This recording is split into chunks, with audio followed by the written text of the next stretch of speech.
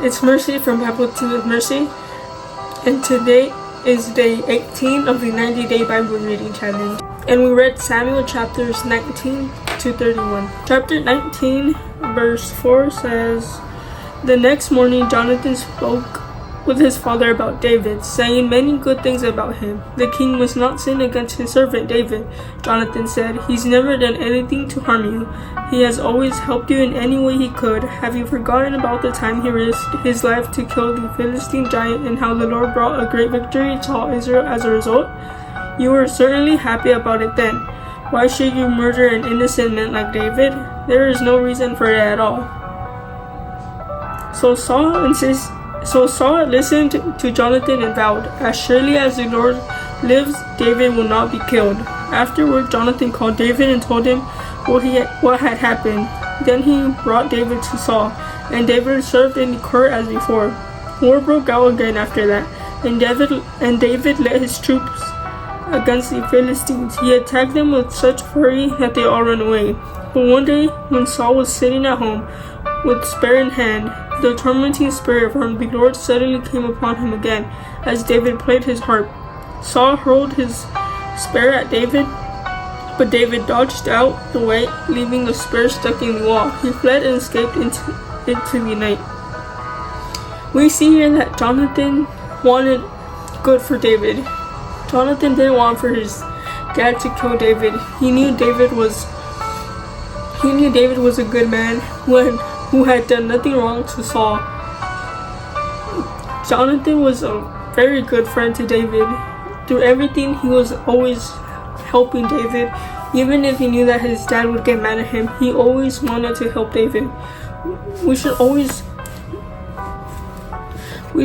see who our friends are, because we all need a friend like Jonathan who is always willing to help us through everything, through good and bad.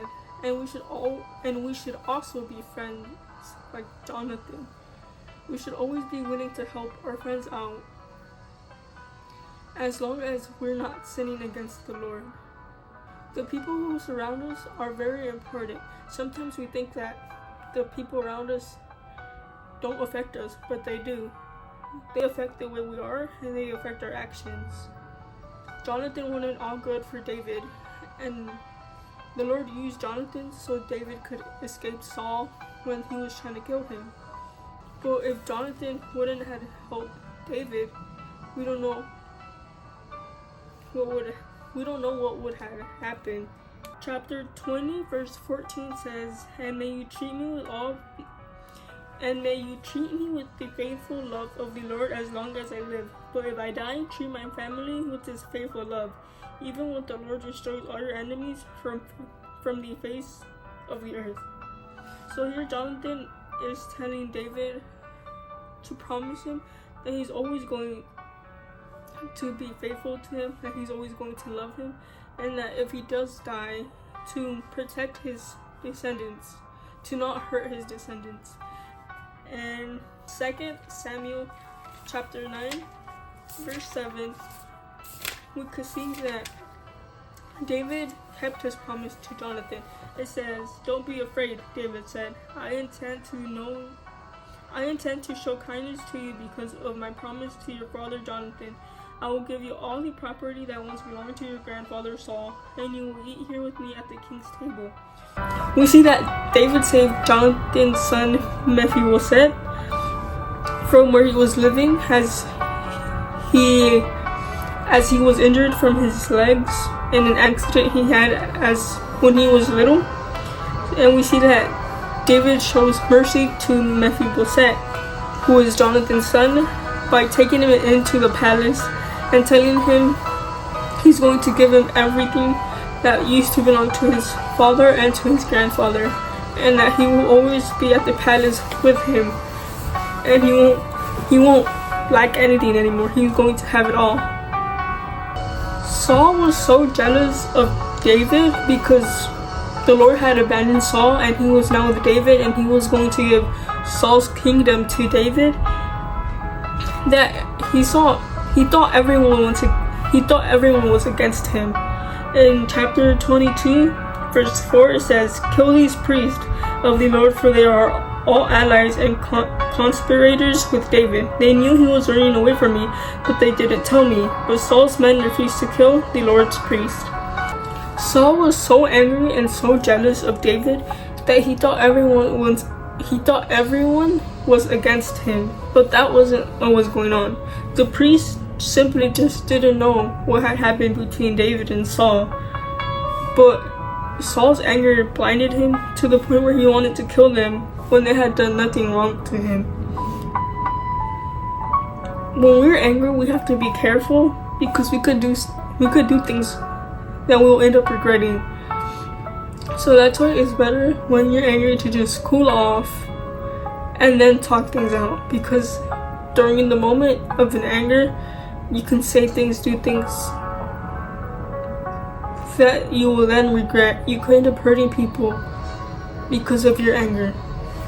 So let's always be careful of the actions we take, of the things we say when we're angry, because we could end up hurting people. Something that we could also see throughout 1 Samuel is that David always consulted the Lord before taking action. He didn't just go do things on his own. He always consulted the Lord. In chapter 23 verse 2 it says, David asked the Lord, should I go and attack them? Yes, go and save Keilah, the Lord told him. David always asked God to guide him. He always asked the Lord for permission to do things.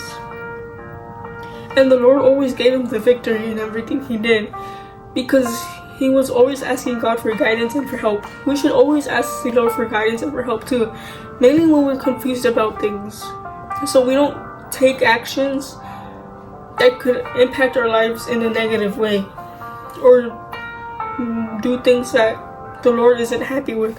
We should always ask the Lord for guidance and for help, so we could please the Lord, and so everything turns out well for us as well. The Lord was always protecting David from Saul. In chapter 23 verse 14 it says, David now stayed in the strongholds of the wilderness and in the hill country of Ziph. Saul haunted him day after day, but God didn't let Saul find him. The Lord was always protecting David from Saul. The Lord was making sure that Saul didn't get to David to kill him. And even through all this, we see that Jonathan is still looking out for David and still cares about David. In verse 16, chapter 23, it says, Jonathan went to find David and encouraged him to stay strong in his faith in God. Don't be afraid, Jonathan reassured him. Jonathan was trying to make sure that David was doing well. He was telling him to just continue, because the Lord was on his side, and the Lord had given David the kingdom of Saul. Chapter 24 verse 5 says, But then David's conscience began bothering him because he had cut Saul's robe. He said to his men, The Lord forbid that I should do this to my lord the king. I shouldn't attack the Lord's anointed one, for the Lord himself has chosen him. So David restrained his men and did not let them kill Saul. Here we see that David had the opportunity to kill Saul once and for all. He had him right in front of him and he could destroy Saul in that moment.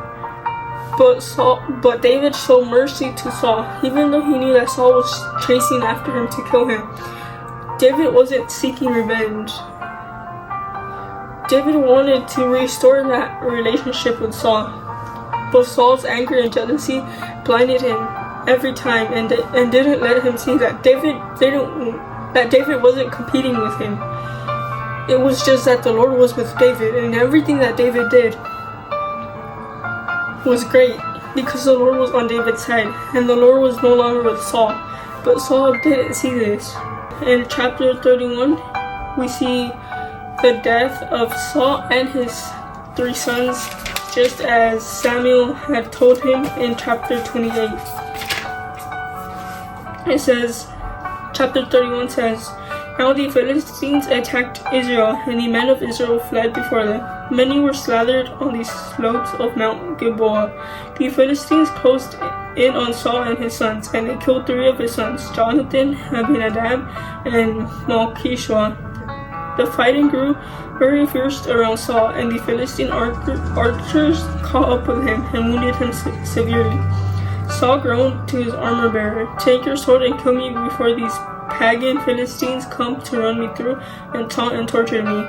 But his armor-bearer was afraid and would not do it, so Saul took his own sword and fell on it. When his armor-bearer realized that Saul was dead, he fell on his own sword and died beside the king. What the Lord told Saul would happen, happened. All 3 of his sons were now dead. They lost war, and Saul himself killed himself because he was afraid of the Philistines and what they would do to him.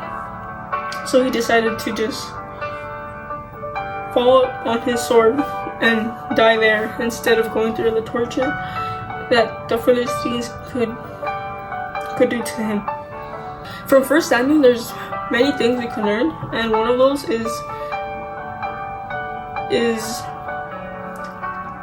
that jealousy is something very dangerous. Being jealous of someone is something dangerous because you can end up hating someone because of what they own or the talents that they have or things that the Lord has given them. We use Saul as an example of this because we know that Saul was jealous of David because the Lord had abandoned Saul and was now with David and gave David the victory in everything he did and blessed David in everything he did. And this caused Saul to hate David so much to the point where he wanted to kill him when he had done nothing wrong to him, when all that David had done is have victory in the wars that he fought.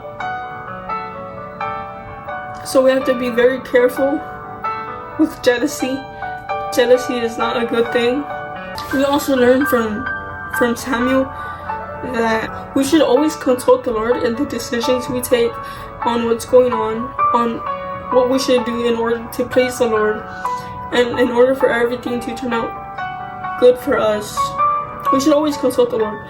We see that David always consulted the Lord and everything turned out good for him. He always had the victory and stuff in all the work. He always had the victory in the battles he fought. So this teaches us that we should always consult the Lord in everything we do so He could help us and guide us through everything. And that's it for day 18 of the 90-day Bible reading challenge. God bless.